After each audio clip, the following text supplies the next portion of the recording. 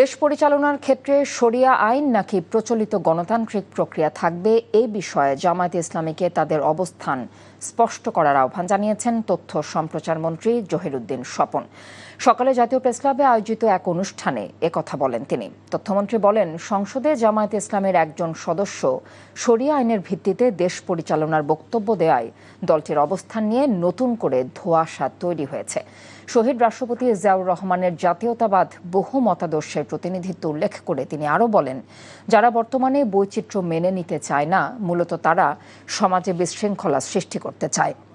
সকল ধর্মীয় মূল্যবোধের মধ্যে পারস্পরিক বন্ধন তৈরি করে নতুন বাংলাদেশ বিনির্মাণের আহ্বানও জানিয়েছেন তথ্যমন্ত্রী। জামায়াতে ইসলামী বাংলাদেশ তারা গতকালকেও বক্তৃতায় বলেছেন শরিয়া আইন কায়েম করবেন।